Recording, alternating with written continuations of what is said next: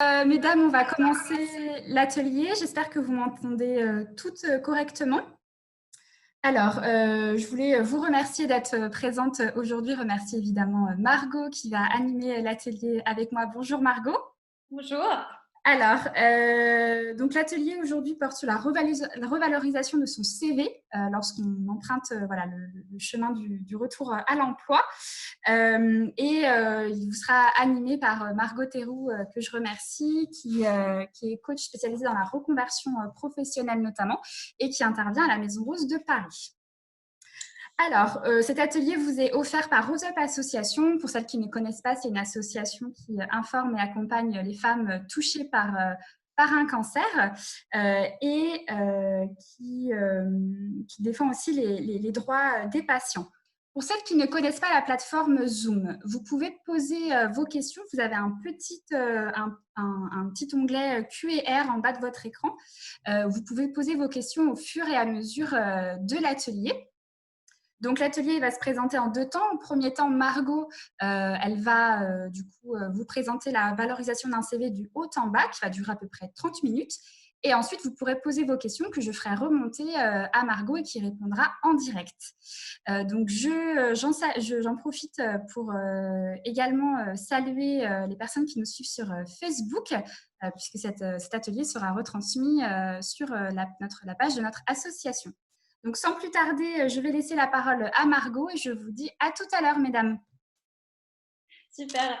Merci beaucoup Élodie. De Alors, rien. première vraie question déjà. Bon, je ne verrai pas vos réponses, mais j'espère que vous allez bien. C'est une vraie question.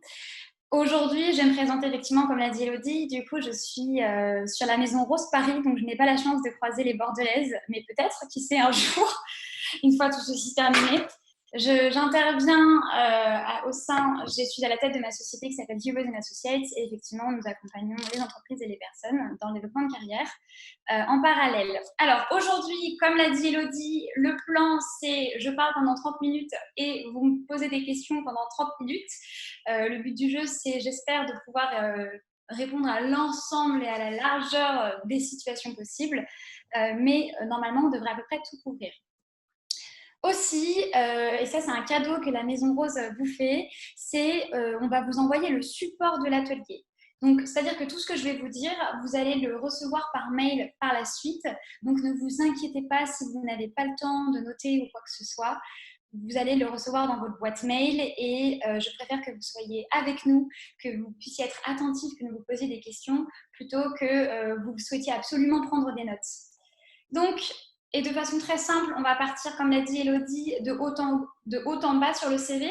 Donc, grand 1, on va parler des fondamentaux du CV et grand 2, ça sera la partie questions-réponses.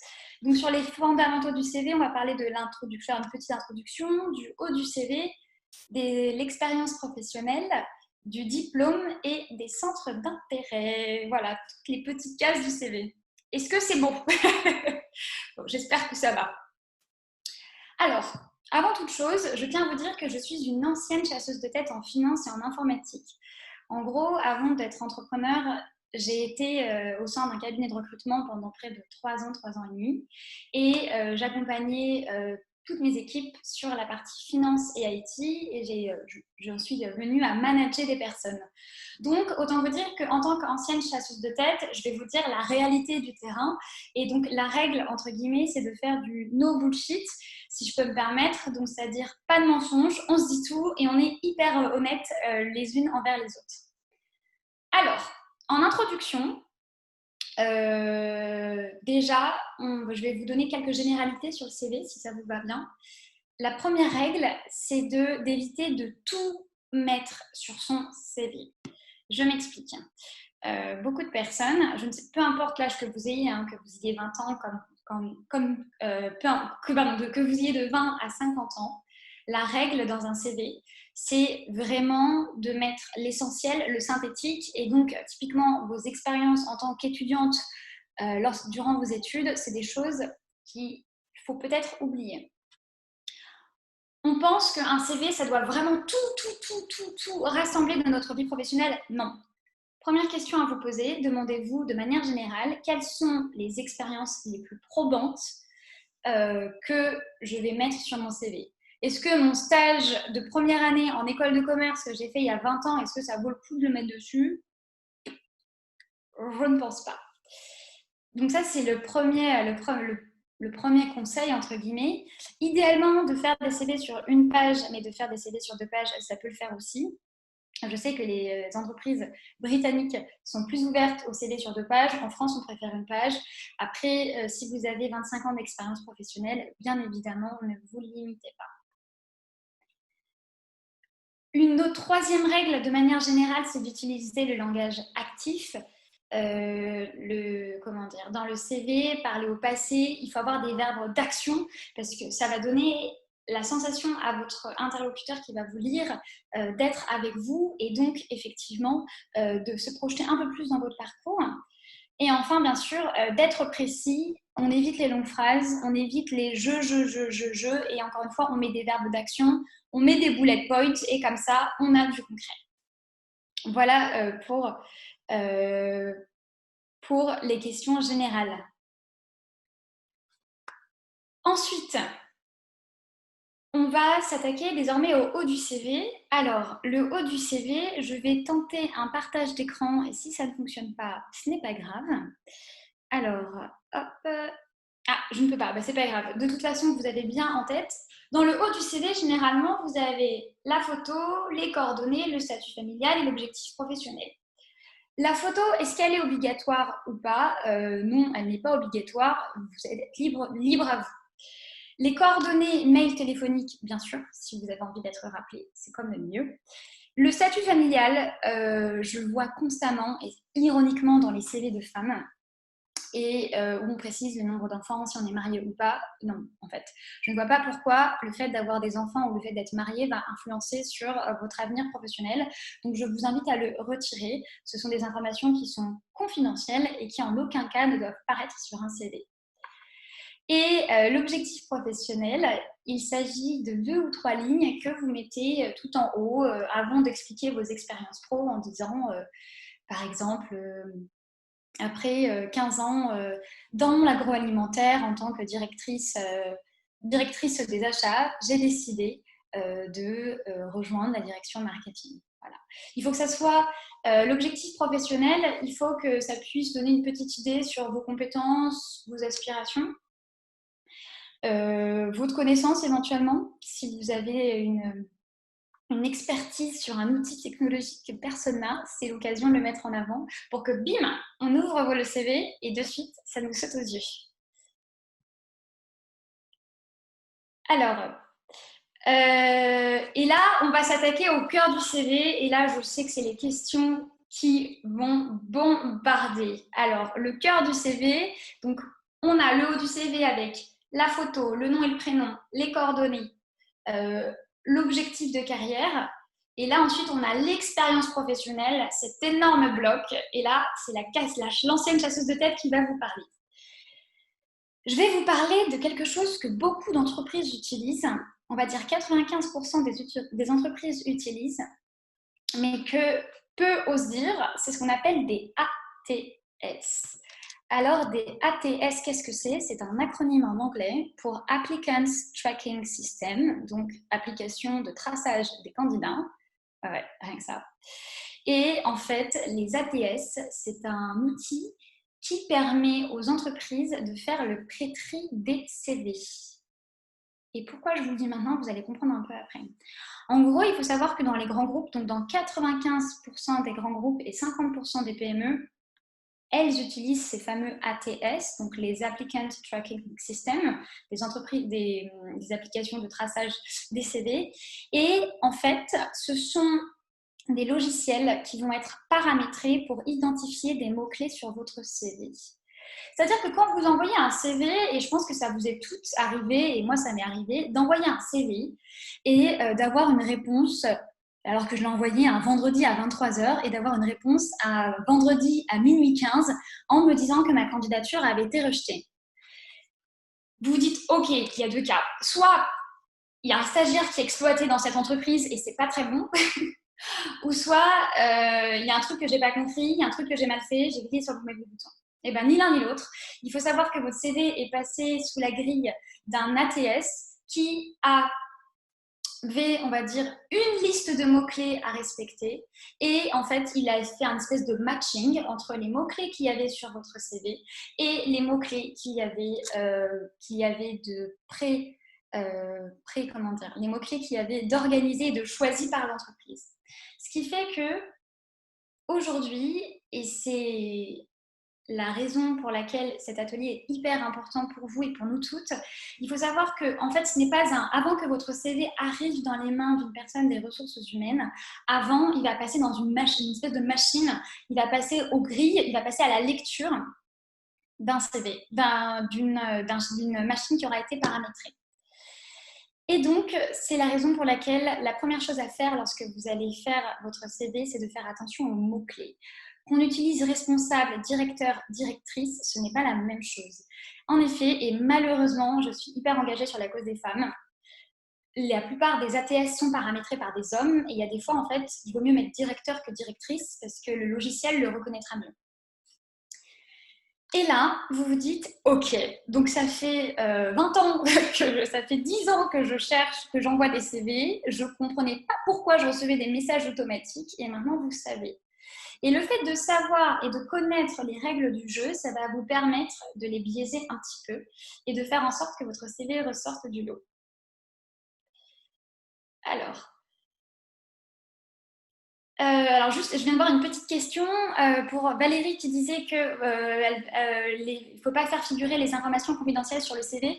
Je parlais du statut marital et du statut familial.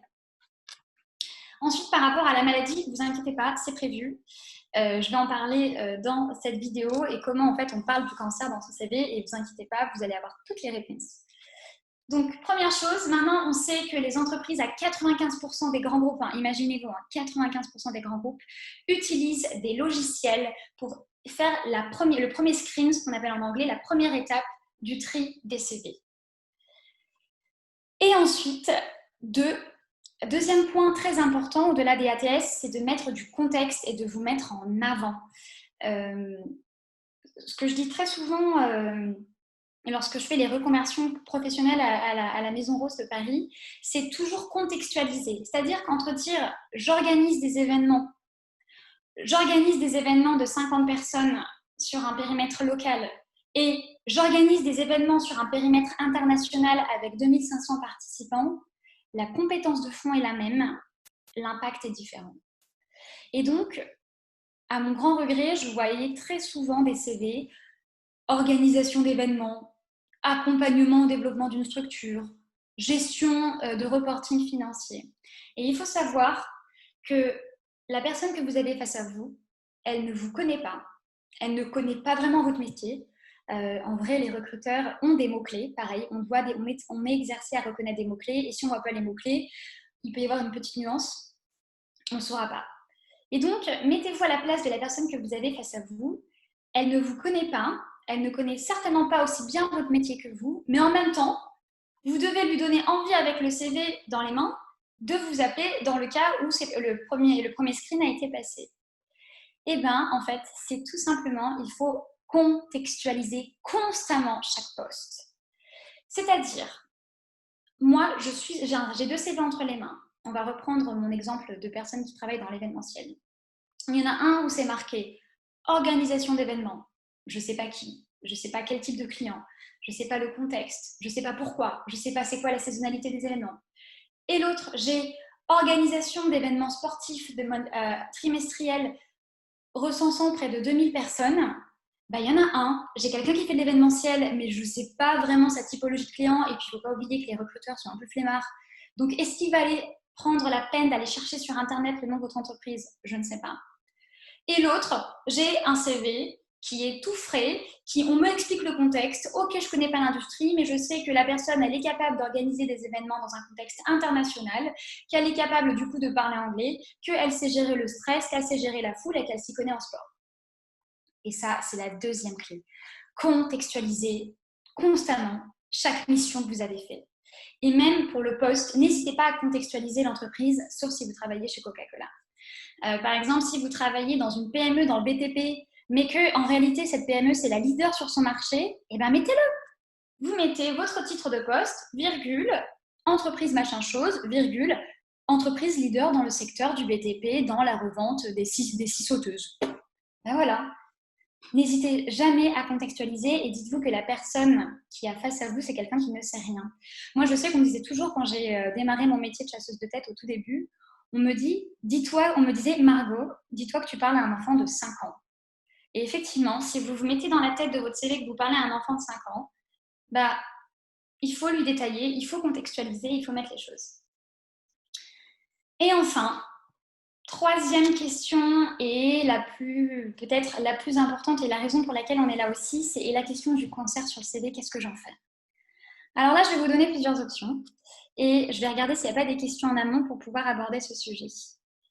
Ah bah voilà, très bien. Alors, première option. Ça dépend déjà de la durée de maladie. C'est-à-dire que si vous êtes encore en traitement ou si vous êtes à la fin de votre traitement, et si vous êtes à l'aise avec ça, attention, hein, je dis si vous êtes à l'aise avec votre éthique et que vous ne vous sentez pas à l'aise de parler de votre cancer face à votre futur employeur, vous pouvez laisser que vous êtes encore dans votre entreprise actuelle. Vous pouvez marquer que vous êtes encore en poste. Parce qu'encore une fois, les questions sont différentes. C'est-à-dire que parfois, j'ai des femmes que j'accompagne qui sont encore dans leur entreprise actuelle, qui sont en fin de traitement et qui ont envie de changer. Et dans ces cas-là, on dit OK, on laisse le poste actuel, il n'y a aucun souci. Deuxième cas, si jamais ça fait longtemps que vous n'êtes plus dans l'entreprise et que vous êtes arrêté, j'ai découvert une initiative que je vais vous mettre sur le chat il y a quelques mois, qui est organisée par Cancer at Work. Donc, hop, je vais vous envoyer. Alors, ça s'appelle Unstoppable Résumé. Donc, alors, Unstoppable, ah non, vous ne pouvez pas le voir. Donc, ça s'écrit UNSTOPABLE, comme instoppable en anglais. Et résume, RESUME, donc ça veut dire résumé, donc ça veut dire CV en anglais.com. Qu'est-ce que c'est? En fait, c'est une initiative qui a été développée par Cancer at Work et qui permet de vous identifier sur une espèce de plateforme en ligne avec votre profil LinkedIn et ça va créer un blanc au niveau de votre CV et ça va mettre des mots-clés pour répondre au fameux ATS, vous voyez, vous suivez? Et ce qui fait que lorsque les CV vont être passés en revue par la machine, votre CV va être ressorti grâce à ce fameux système. Donc, je vous le redis, ça s'appelle Unstoppable Resume, donc UNSTOPABLE, comme instoppable, et Resume, RESUME.com, qui est une initiative qui a été développée par Cancer at Work et qui permet de faire passer la première étape du screen et de faire passer les fameux ATS. Voilà. Et donc ça peut être une solution, c'est-à-dire que votre CV va ressortir du lot et parce qu'il y aura eu les mots-clés. Parce qu'il faut savoir aussi que les ATS parfois sont paramétrés pour sortir les CV où il y a les mots chômage, maladie.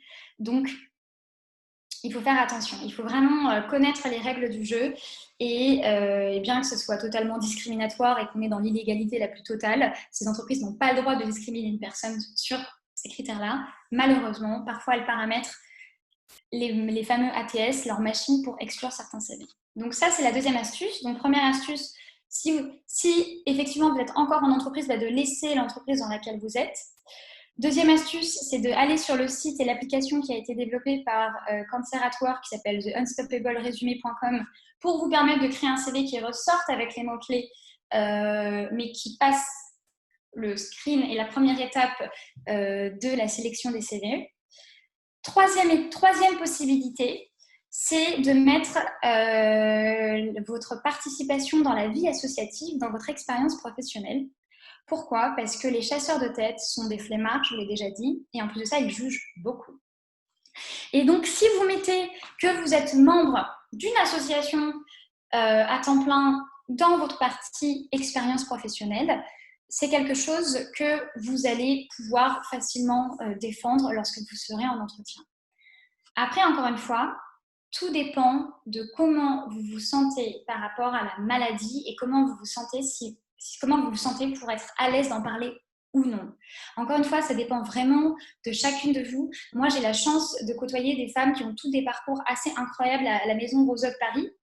Et je sais que certaines n'apportent pas du tout ces questions-là de la même façon. Et c'est pas grave. Il n'y a pas de bonne ou de mauvaise situation. Il faut juste que vous soyez aligné avec celle que vous choisissez. Alors, doit-on écrire en toutes lettres arrêt maladie longue durée pendant une période de chômage? Non. Encore une fois, n'oubliez pas que les recruteurs sont flemmards, mauvais, qu'ils jugent beaucoup. Je suis désolée, je suis hyper cash, mais de toute façon, on est là pour en discuter. Et donc, moi, au contraire, je suis plutôt d'avis à tourner ça de façon très positive. Soit vous dites que vous êtes un membre à temps plein à l'association Rose Up, et vous expliquez en dessous, dans un petit cadre, qu'effectivement, après avoir été malade, vous avez développé...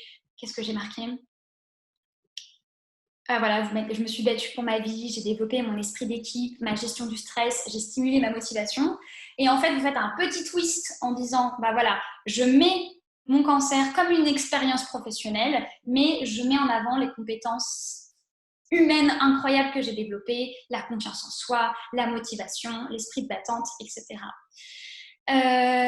Ensuite, alors, Anne-Marie, comment valoriser l'épreuve de la maladie lorsque l'on est soignant profession libérale, donc obligé de travailler malgré les traitements et qu'on souhaite postuler pour un poste de salarié? Alors, ça dépend. Est-ce que vous souhaitez...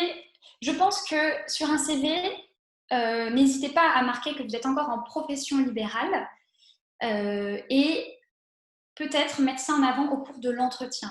Pourquoi? Parce que vous ne savez pas quelle est la personne qui va lire votre CV et si vous mettiez que vous avez été malade et qu'en même temps vous avez travaillé en même temps, vous ne savez pas comment ça peut être interprété par la personne. Donc n'hésitez pas à marquer profession libérale et puis si la personne vous dit pourquoi vous voulez postuler pour un poste de salarié, vous dites que vous avez envie de plus de stabilité. Et si la personne en plus de ça elle se montre, vous voyez qu'elle est à l'écoute, qu'elle est ouverte, n'hésitez pas à dire que vous étiez une véritable warrior et que vous avez travaillé malgré les traitements. Ça sera une preuve d'engagement supplémentaire. Devons-nous mettre en avant une partie séparée, dans une partie séparée les compétences? Oui, et je vais y venir après. Bonjour, moi ça fait 3 ans que je suis arrêtée et j'avais démissionné juste avant le cancer. Comment en parler? En fait, est-ce que vous pensez que c'est nécessaire de parler de votre cancer? Attention, il y a quand même une dimension personnelle. Je trouve que parler de votre cancer, si vous êtes à l'aise, allez-y, mais ce n'est pas obligatoire. Votre employeur n'est pas votre nounou et votre employeur ne doit absolument pas savoir votre vie. Si la personne vous pose une question, c'est totalement discriminatoire et c'est impossible. Je vais vous donner un petit exemple. C'est comme si littéralement, votre employeur vous demandait combien de fois vous avez voulu avoir des enfants, si vous avez voulu avoir des enfants, si vous avez réussi. Je veux dire, la maladie, on est dans le domaine de l'intime. Et donc, il y a plein d'autres raisons, il y a plein de raisons au monde pour lesquelles les personnes arrêtent de travailler et la personne en face de vous, elle n'est pas obligée de savoir que c'était à cause d'un cancer. Ça peut être simplement que vous ne partagez plus la vision de votre ancien employeur. Ça arrive. Vous savez, on dit souvent dans le recrutement qu'on quitte non pas un métier, mais des mauvais managers. Voilà, ça vous donne une piste de réponse. Ok. Alors, je vais continuer un petit peu et ensuite, je vois juste une question qui est en lien avec la partie Unstoppable. Lors de l'entretien, comment peut-on aborder le trou ou le mot-clé rajouté par l'application? En fait, à ce moment-là, dites-le. C'est pour ça que je vous ai proposé une 3e solution, mais n'hésitez pas à dire, aujourd'hui, il y a quelque chose que vous n'avez pas vu sur le CV peut-être, c'est parce que aujourd'hui, moi, je suis ce qu'on appelle une battante, une warrior. J'ai passé une épreuve très difficile et si je suis face à vous aujourd'hui, c'est parce que j'ai envie d'avancer, j'ai envie de continuer. Et cette épreuve, ça a été effectivement une maladie. Et donc, voilà. Mais c'est pour ça, effectivement, par rapport à la question qui m'a été posée, parce que par rapport au trou, je vous invite fortement, moi, à écrire une nouvelle expérience en tant que telle sur le CV. Je vais finir l'atelier et ensuite je vais prendre les questions à 14h30, donc dans 5 minutes. Décidément, le temps passe vite. Le diplôme, c'est c'est parler de votre diplôme, que ce soit une licence ni un master, comme pour le poste, donner des éléments si c'est nécessaire, mais c'est la partie qui doit apparaître tout en bas de votre CV. Au niveau des centres d'intérêt, alors sachez que on remplit toujours cette case de façon un peu par flemme, mais il faut savoir que la partie centre d'intérêt peut permettre à un entretien de réussir. Je m'explique. Si dans votre partie centre d'intérêt, vous mettez voyage en Amérique du Sud et que vous tombez face à une personne qui a des origines en Amérique du Sud, qui a voyagé en Amérique du Sud, ça va être ce qu'on appelle en anglais un icebreaker. Donc ça veut dire que ça va briser la glace dans le discours et ça va créer une espèce de connexion entre vous et la personne en entretien.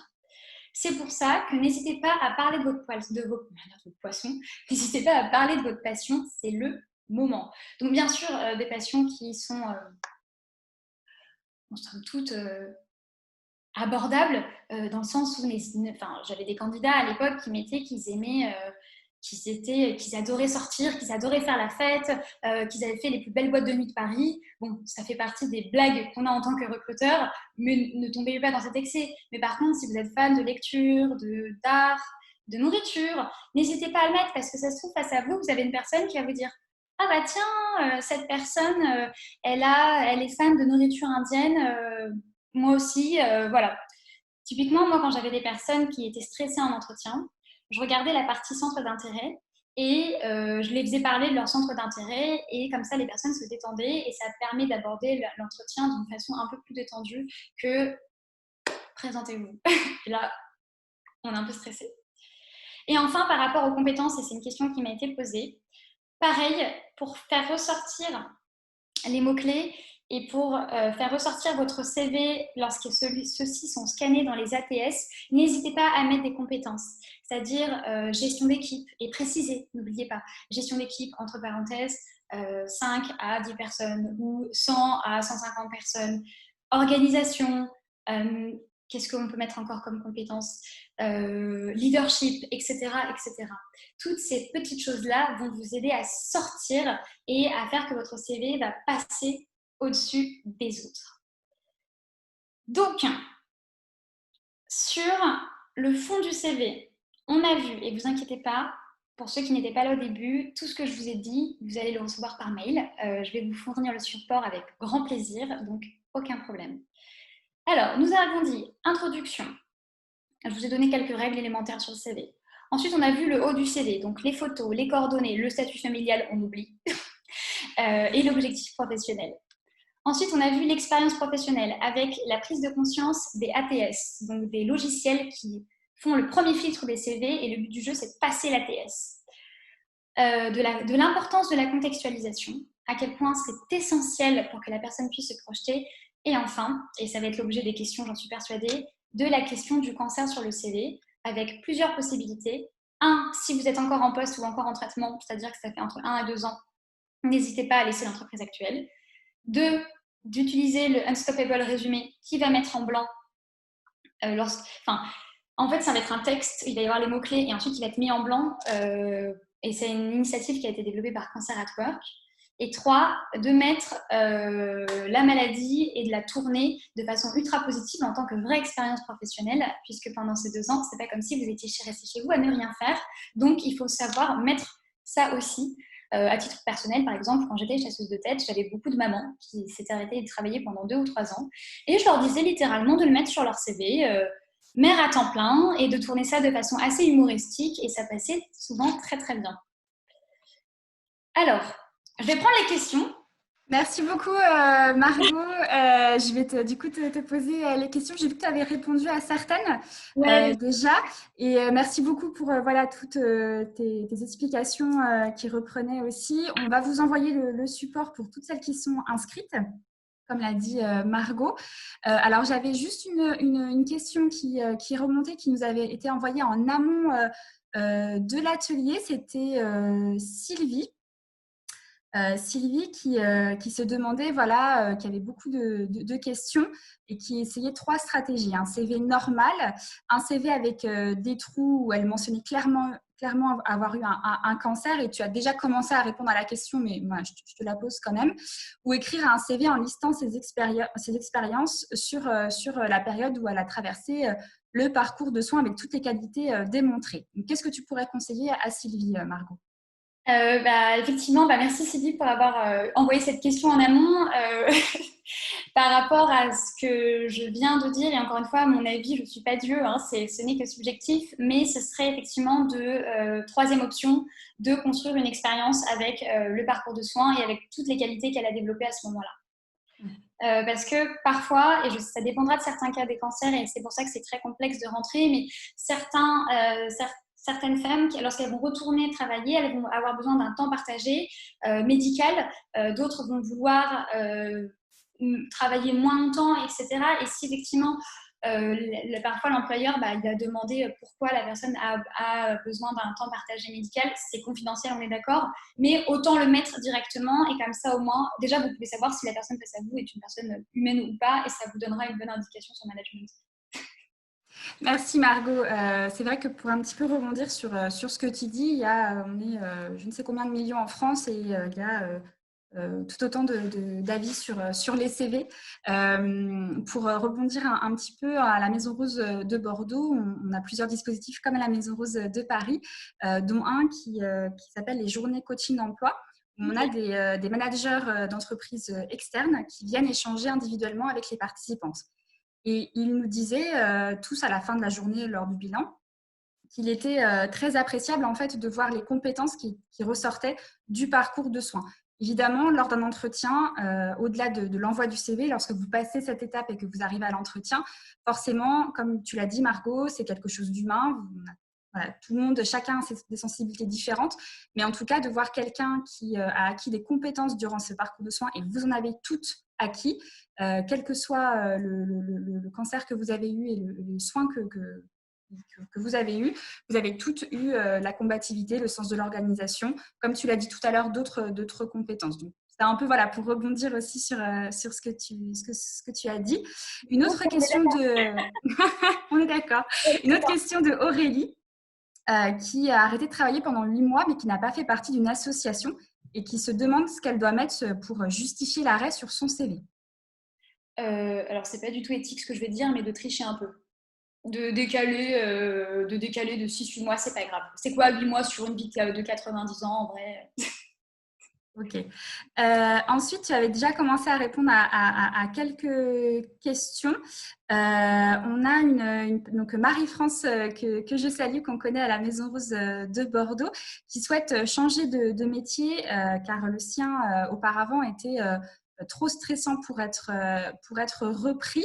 Est-ce que tu as des secteurs d'activité où le stress est moindre par rapport voilà, je sais que Marie-France était manager dans l'informatique, par exemple. Oui, ok, d'accord, oui, d'accord, je vois. Alors, comme je l'ai dit un peu tout à l'heure, et c'est marrant parce que j'avais cette discussion récemment avec quelqu'un, en fait, on ne quitte pas une entreprise, on quitte un manager ou un management. Et en fait, je crois qu'à partir du moment où toutes les entreprises sont stressantes, qu'on gère une association comme la Maison Rose, où on est constamment en recherche de fonds ou en recherche de partenaires, ou qu'on gère une entreprise et avec la crise du coronavirus en plus en ce moment, je pense qu'il faut peut-être, avant de se poser la question sur l'entreprise, peut-être se poser la question sur le métier.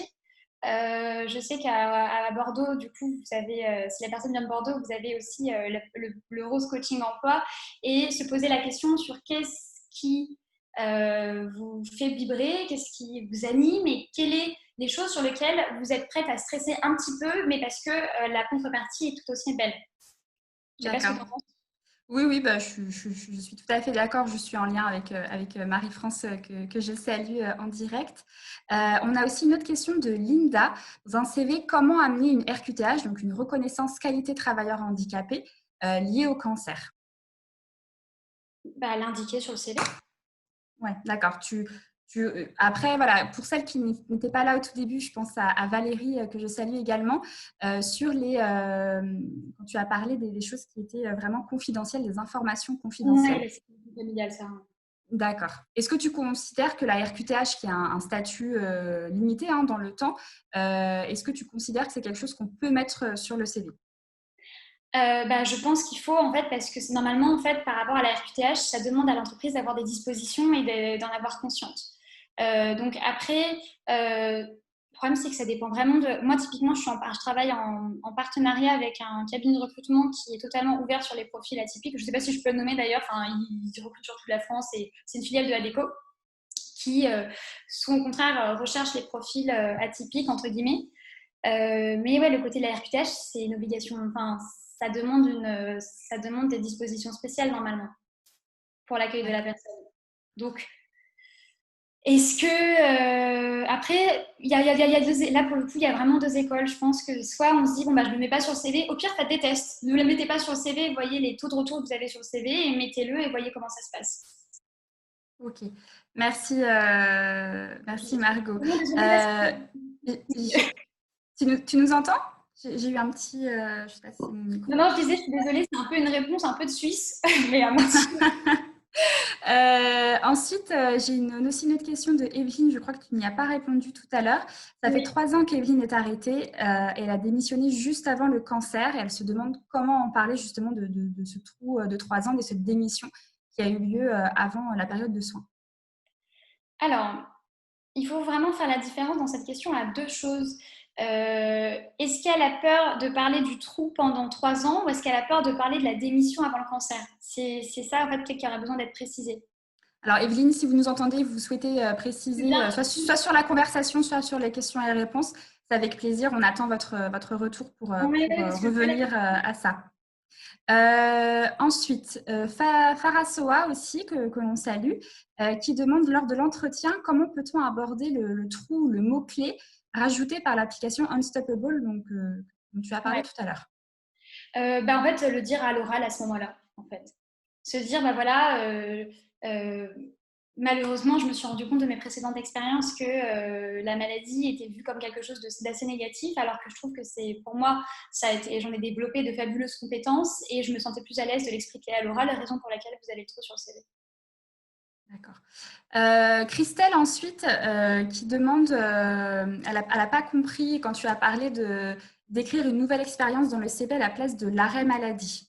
Est-ce que tu pourrais revenir sur ce point, s'il te plaît? Bien sûr, et je suis désolée si je n'ai pas été claire, ni excuse pour ça. En fait, ce que je suggère, c'est de faire preuve d'inventivité, c'est-à-dire pour celles qui sont arrêtées depuis plus d'1 an, on va dire, de créer une nouvelle expérience de poste et de l'appeler warrior, combattante, et d'expliquer, comme on le disait tout à l'heure un petit peu avec Elodie, toutes les belles compétences que vous avez développées à cause de la maladie. Gestion du stress, gestion de l'organisation, parce que l'organisation d'un agenda en traitement, c'est hautement sportif, l'accompagnement, la motivation. Et en fait, c'est de créer une nouvelle expérience, tout simplement, que vous allez renommer de façon avec un titre assez positif. Souvenez-vous des ATS pour que vous puissiez en parler assez librement. Okay. Et c'est ce que tu disais tout à l'heure quand tu avais les managers qui viennent à Bordeaux, qui conseillent de faire ça également, de créer le cancer comme étant une expérience professionnelle. Tout à fait. Merci Margot. Ensuite, on a Joël qui a passé 26 ans dans son entreprise. Son service est actuellement en pleine restructuration et réorganisation. Elle a passé 22 ans dans le service actuel. Donc, elle va être amenée à se positionner sur un autre service qui est client partenaire en tant que Joël est documentaliste. Okay. Comment elle peut structurer son CV et quel contenu elle peut apporter? Alors, en fait, il faut montrer l'évolution dans l'entreprise. Donc, j'imagine, Joël, que pendant 22 ans, vous n'êtes peut-être pas resté au même poste. Et en fait, vous allez mettre en haut à gauche le nom de l'entreprise et ensuite, vous allez faire des sous-parties avec à chaque fois le titre du poste, les compétences, le titre du poste, les compétences, avec toujours en haut à gauche l'entreprise et les titres ici. Oui, j'ai dû faire un peu de mime là. Non, mais c'est bon, on a compris, Margot, merci. En gros, c'est comme si là, vous aviez le nom de l'entreprise et ensuite le poste et les différentes missions. D'accord, merci. Un peu comme sur LinkedIn, ils font ça maintenant. D'accord, ok. On a ensuite Laetitia qui demande si on pourrait avoir sur Internet des exemples de CV avec des styles de mise en page. Qu'est-ce que tu recommandes comme site? J'ai oublié de vous en parler et merci Laetitia pour la question. Bien sûr, allez sur canva.com. Canva.com, ça s'écrit C-A-N-V-A. C'est un site de design que vous pouvez utiliser pour à peu près tout, des invitations de mariage jusqu'à des présentations professionnelles jusqu'au CV. Et ils vous font des CV tout beaux, tout design. Vous avez juste à remplir les trous. Très bien. Merci Margot. On a aussi une autre question anonyme cette fois. Si on ne peut pas reprendre un travail à temps plein, c'est-à-dire un temps partiel thérapeutique, comment aborder ce point? Difficile de ne pas donner raison, de ne pas donner de raison et dans ce cas-là, de ne pas aborder la maladie. Quels seraient tes conseils dans ces cas-là? Alors, ça dépend parce que lorsque vous faites des temps partiels thérapeutiques, vous êtes de toute façon en temps partiel. Donc, soit vous postulez à un job de temps partiel et techniquement, enfin, ça reste un temps partiel, donc la personne n'a pas le droit de savoir ce que vous faites en dehors du temps partiel, donc pour l'accompagnement de vos soins. Et soit effectivement, bah ouais, malheureusement, si vous étiez dans une entreprise à temps plein et que vous passez en temps partiel thérapeutique, là, pour le coup, vous allez devoir vous dire que bah, pour des raisons personnelles, et vous arrêtez là, vous allez avoir besoin d'un temps partiel thérapeutique. Okay. Si la personne vous demande pourquoi, on est clairement sur la curiosité mal placée, donc au pire, partez. Merci Margot. On a ensuite Céline qui nous demande où trouver les listes de mots-clés selon le domaine de poste. Je pense que Céline parle de l'application dont tu as parlé tout à l'heure, ou alors même en général, selon ton poste, où est-ce qu'on peut trouver les mots-clés à mettre sur cette application? Alors sur Unstoppable, ils vous le mettent automatiquement et les mots-clés, le site du Pôle emploi, il faut savoir qu'il est extrêmement bien fait et que le site de Pôle emploi en fait propose une bibliothèque des métiers et chaque métier en fait, il y a des mots-clés. Donc ça peut être une astuce. Et en parallèle, sinon, en fait, vous faites littéralement de la triche, c'est-à-dire que quand vous postulez à une annonce, vous copiez-collez les mots-clés de l'annonce pour laquelle vous postulez. Ok, merci pour cette astuce, Margot. Alors, Evelyne est revenue vers nous, tu sais, pour la démission. Alors, le cancer est arrivé en même temps que la démission. Du coup, elle ne sait pas comment aborder ni la démission ni le cancer sur son CV. Ok, alors la démission, c'est pas grave. De toute façon, je veux dire, démissionner, c'est comme la vie sentimentale. On se quitte, on s'aime plus. Il n'y a aucun problème. Il n'y a pas de tabou par rapport à ça. Le cancer, donc dire la démission, on peut juste dire que vous êtes parti suite à un désaccord de vision stratégique avec votre directeur. Ça veut tout dire et rien dire à la fois. C'est bateau, mais ça passe très bien. Et concernant le cancer, pareil, même ce que je disais tout à l'heure, vous créez une nouvelle expérience professionnelle avec warrior, combattante, tout ce que vous voulez, quelque chose d'hyper positif, et vous mettez les compétences que vous avez développées grâce à la maladie, c'est ce qu'on disait tout à l'heure, Elodie, une meilleure gestion, une meilleure organisation, une motivation qui est à toute épreuve, un contexte familial à gérer, enfin, tout ce que... une très bonne gestion d'équipe. Ok, merci Margot. Je reviens là-dessus. Si Evelyne, en plus de ça, en parallèle, vous avez fait partie, je ne sais pas c'est quoi votre statut personnel, mais si vous avez fait partie d'une association, si vous avez été bénévole, si vous avez fait des projets, il y a ce qu'on appelle, et j'en parle très souvent en accompagnement, ce qu'on appelle des compétences transférables. C'est-à-dire qu'il y a des compétences que vous allez avoir dans votre vie personnelle que vous pouvez utiliser dans votre vie professionnelle. Mettons, vous avez votre fille qui se marie, et vous allez devoir organiser son mariage. Et les compétences que vous allez développer à ce moment-là, c'est des compétences que vous pouvez mettre en avant dans d'autres secteurs de votre vie professionnelle. Ok, merci Margot. On a ensuite une nouvelle question de Salomé qui demande comment on peut valoriser au maximum ses expériences à l'international. Donc, je pense que Salomé a des expériences à Londres et à Madrid. Et est-ce qu'il y a des secteurs en France qui recherchent davantage ce genre de profil trilingue? Bien sûr. Moi, je suis revenue de Londres, hein, donc je vois parfaitement. Comment valoriser sur le CV? Mettre de toute façon au niveau des lieux de poste, mettre Londres, Paris, Madrid, etc. Et n'hésitez pas à postuler dans des entreprises internationales qui sont typiquement Carrefour, c'est la première industrie qui me vient, mais qui ont des entreprises un peu partout. Ou même des petites PME qui souhaitent se développer. Les profils internationaux, de toute façon, sont extrêmement demandés, tant pour les compétences linguistiques que pour la capacité d'adaptation qu'un profil international demande. Donc non, c'est ultra positif. Ok, merci Margot. Pour valoriser au mieux ces expériences à l'étranger, est-ce que pour rebondir un peu sur la question de Salomé, je pense que ça en intéressera d'autres, est-ce que tu mettrais tes expériences à l'international, tu les regrouperais avant les compétences ou Où est-ce que tu le mettrais un peu dans le CV? Ah, mais on le met dans le CV sur le fil normal. C'est-à-dire que dans un CV, l'expérience la plus haute, c'est l'expérience la plus récente. Et si vous avez fait, là vous êtes à Paris, pardon, Bordeaux, allez, on va dire entre les deux. Vous êtes en France, ensuite vous avez fait 1 an à Londres et ensuite 1 an en Espagne et 1 an à Paris. Vous les mettez, mettez vos expériences professionnelles. De toute façon, c'est pas le lieu qui va faire la qualité du métier, c'est le job que vous avez fait en soi. Donc, non, mettez-les sur votre CV. Faut pas, parce que j'ai vu parfois effectivement des personnes mettre expérience en France et expérience à l'international, sauf qu'en fait l'œil il fait comme ça. Et il faut savoir que, je vous le redis, les recruteurs sont flemmards une fois qu'ils ont le CV entre les mains. Donc, autant que ce soit hyper limpide, hyper clair, pour que ce soit facilement compréhensible. Okay. Merci Margot.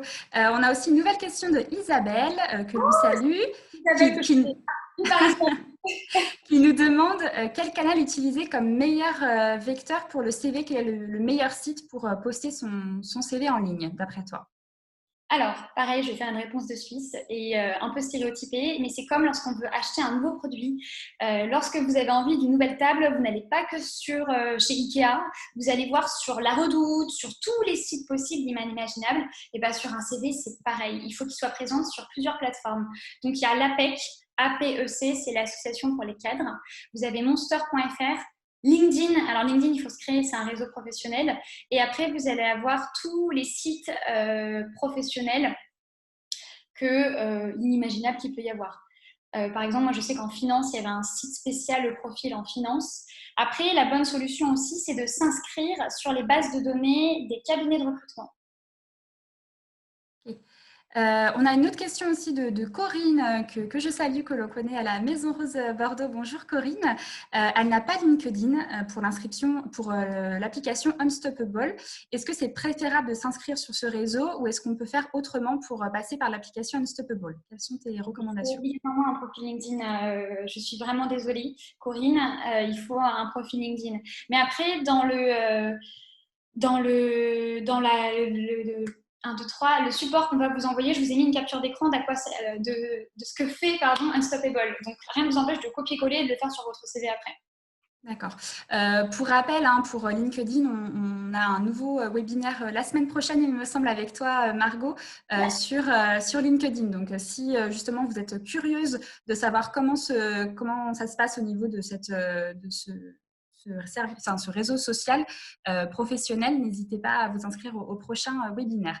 Une autre question, un autre témoignage d'Isabelle, que l'on connaît aussi à Bordeaux. Bonjour Isabelle, qui est prof de français. Son cancer s'est déclaré à la rentrée.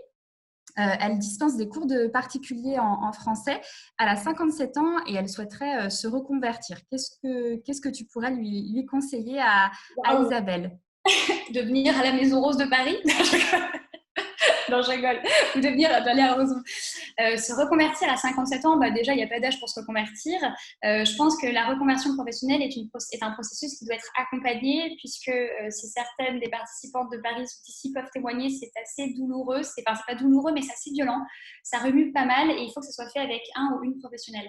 Donc, je sais qu'à la Maison Rose Bordeaux, vous le faites aussi. Donc, ce sera l'occasion de prendre contact avec Élodie pour savoir les prochains ateliers de coaching spécial à Bordeaux. Merci Margot. On a ensuite Élodie qui nous adresse une question sur la photo sur le CV. Donc, elle laisse actuellement la photo avant cancer. Est-ce que c'est une bonne idée d'en mettre une nouvelle avec sa nouvelle tête, les cheveux en repousse pour ne pas tromper le recruteur? Qu'est-ce que tu en penses, hein? Moi, je dis, Élodie, mettez la photo dans laquelle vous vous sentez la mieux. En vrai, cancer ou pas, on a tous des épisodes capillaires en dehors de la maladie qui peuvent changer d'un mois à l'autre. Donc non, mettez celle, c'est pas une question de tromper, encore une fois, mettez celle où vous vous sentez bien, où vous êtes à l'aise.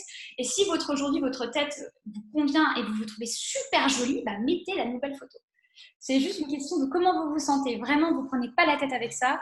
Si quelqu'un vous juge sur votre physique, de base, c'est quelqu'un qui a un mauvais esprit. Donc, ensuite, on a Christelle qui demande si les compétences doivent être à part ou alors imbriquées avec les expériences professionnelles. à part. Pourquoi? Parce que sur un CV, rappelez-vous, vous avez les bullet points et vous expliquez vos missions et vous les contextualisez. Si en plus vous rajoutez les compétences, il y a le recruteur qui va avoir ses yeux qui vont partir. Donc mettez-les tout à la fin ou au début dans la partie objectif professionnel. Ok. On a Aurélie aussi qui demande si tu peux revenir sur comment présenter les expériences professionnelles sur le CV. Tu l'as présenté tout à l'heure avec entreprise, poste, compétences. Et où placer les formations continues sur le CV. Ok, alors Aurélie, on part du principe dans le recrutement que lorsqu'on a plus de 5 ans d'expérience, on met le diplôme tout en bas.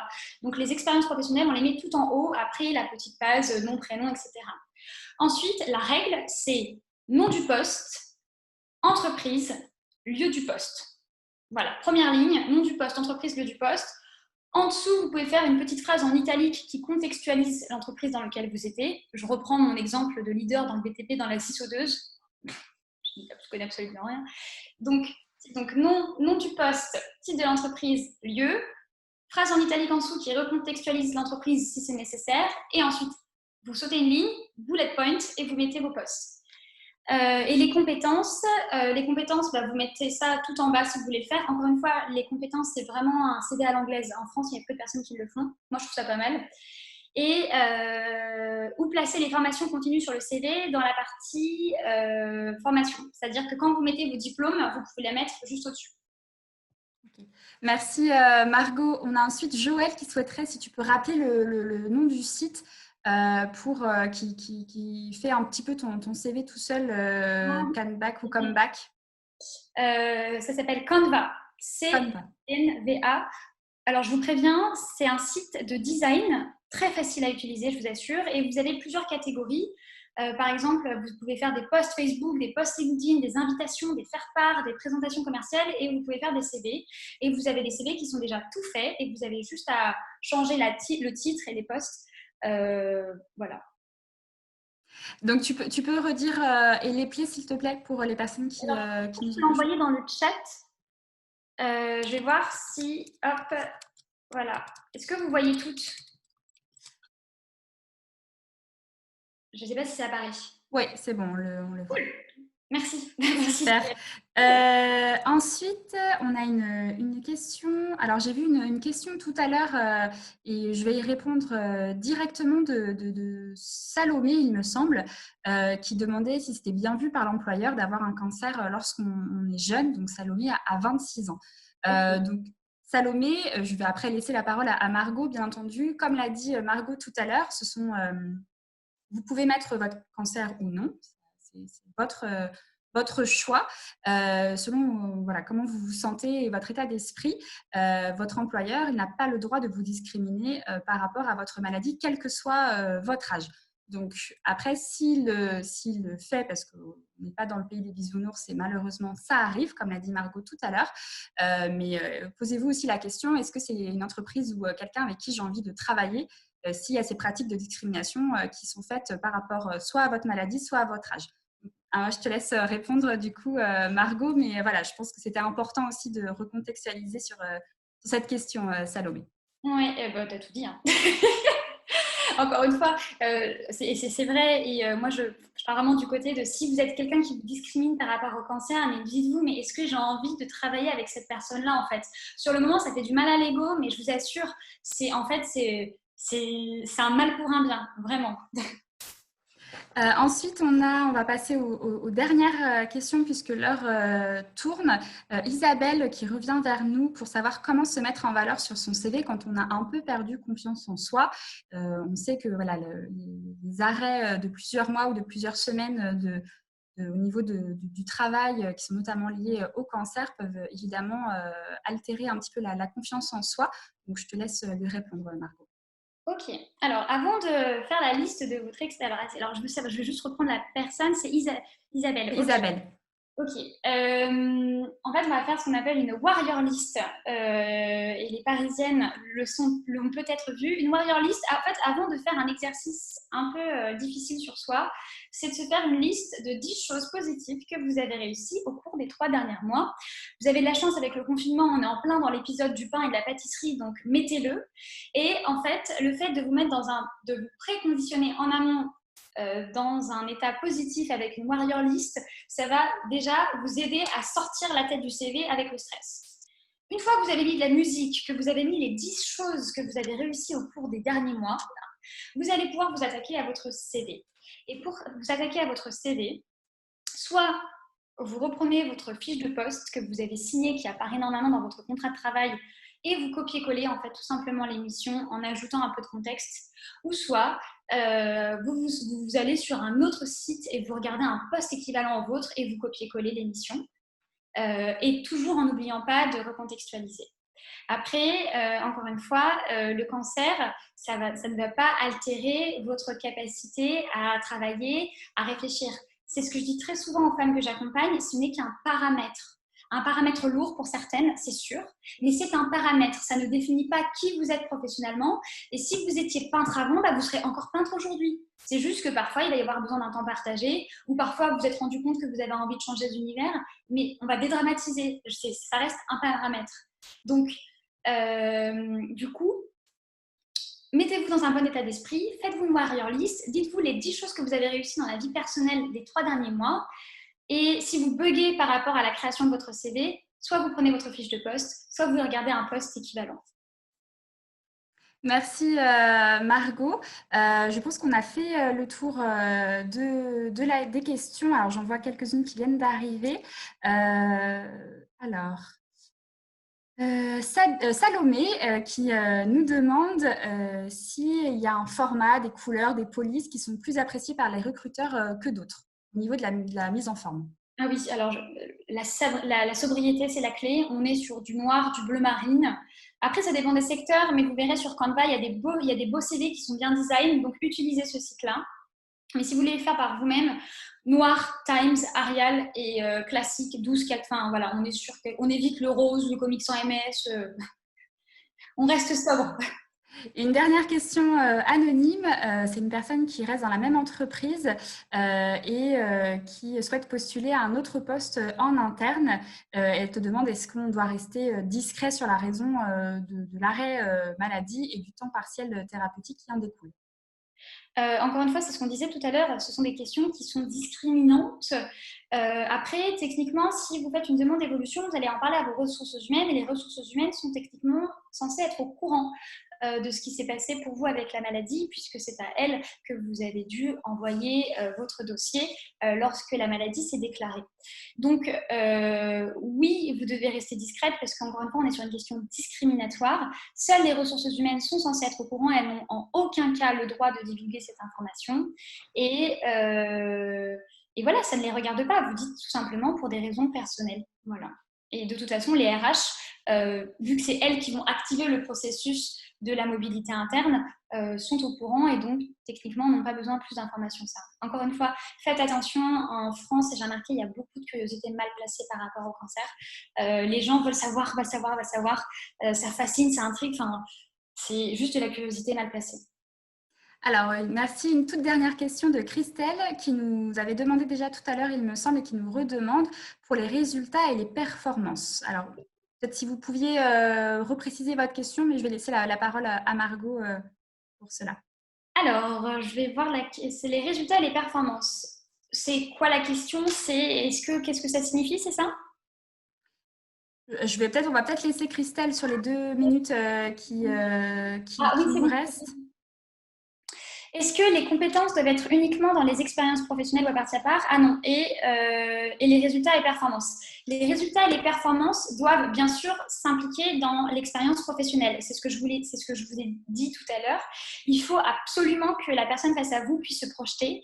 Et comme je reprends mon exemple d'organisation d'événements, entre dire j'organise un événement de 10 personnes et j'ai organisé le concert de Beyoncé au Stade de France dans un stade plein craqué de 30 000 personnes, de suite, on est sur une approche classique et 2, sur une approche orientée résultat. Donc, bien sûr, dans la limite de la confidentialité, parce que certains métiers type finance ne permettent pas de divulguer certains chiffres, mettez les résultats, c'est-à-dire mettez votre mission, 2 points, l'aboutissement. Très bien. Merci beaucoup, Margot. On va conclure l'atelier. On vous remercie pour vos nombreuses questions. Merci à vous voilà, pour aussi tous vos mots d'encouragement. Je vous retrouve très bientôt. On a des webinaires toute la semaine qui sont prévus. Donc, si on devait résumer, contextualiser, l'application Unstoppable Résumé, le site Canva, tous les sites voilà, Monster, LinkedIn dont tu as parlé. Et je te dis à la semaine prochaine, à lundi prochain pour un nouveau webinaire autour de LinkedIn, Margot. Et à vous toutes, très bonne journée. On va conclure l'atelier qui vous a été offert par Rosette Association, donc qui est une association One 1901 qui accompagne les femmes touchées par un cancer, qui les informe et qui défend les droits des patients. Notre dernier Rose Magazine est en ligne depuis la semaine dernière. Vous pouvez bien sûr nous soutenir en renouvelant votre adhésion ou en faisant un don. Je vous remercie. Je vous souhaite une très bonne journée à toutes. À lundi prochain, Margot. Bonne fin de semaine. Au revoir, merci à toutes. Au revoir.